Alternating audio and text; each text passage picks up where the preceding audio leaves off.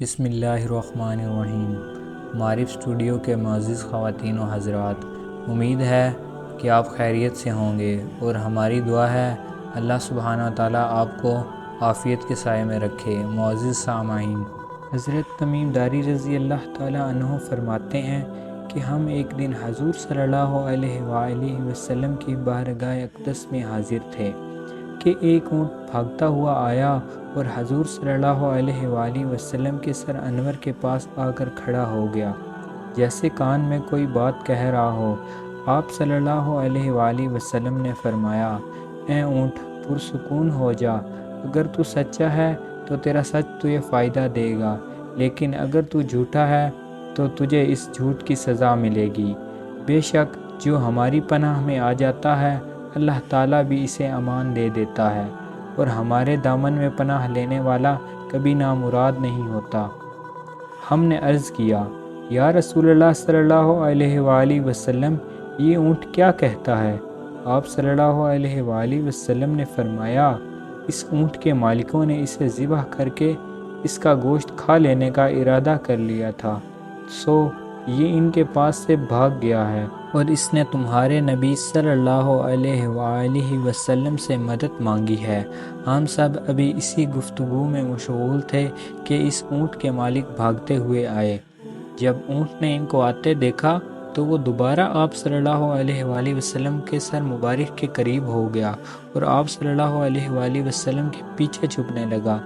ان کے مالکوں نے عرض کیا، یا رسول اللہ صلی اللہ علیہ وآلہ وسلم، یہ ہمارا اونٹ 3 دن سے ہمارے پاس سے بھاگا ہوا ہے اور آج یہ ہمیں آپ کی خدمت میں ملا۔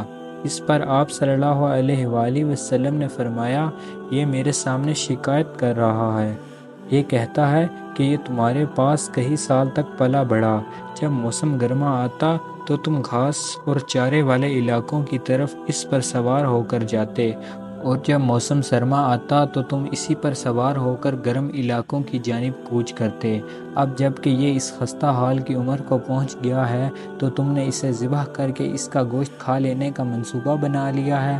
انہوں نے عرض کیا، خدا کی قسم یا رسول اللہ صلی اللہ علیہ وآلہ وسلم، یہ بات بالکل اسی طرح ہے جیسے آپ نے بیان فرمائی۔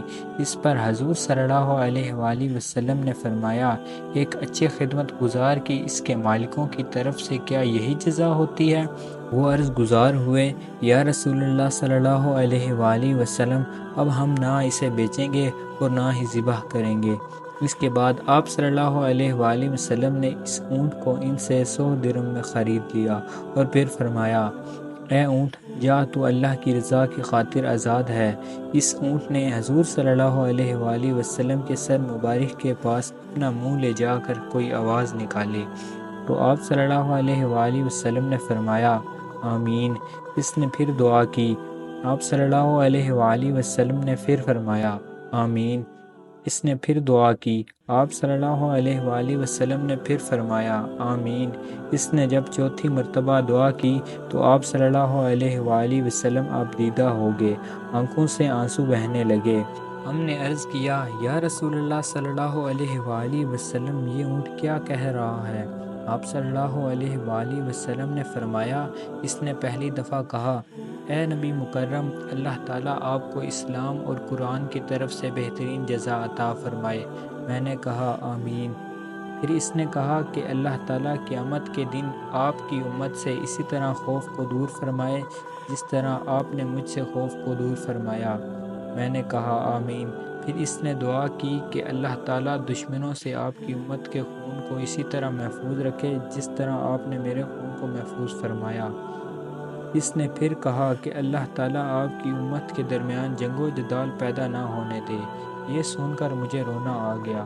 یہی دعائیں میں نے بھی اپنے اللہ تعالیٰ سے مانگی تھی، تو اللہ تعالیٰ نے پہلی تو قبول فرما لی لیکن آخری سے منع فرما دیا۔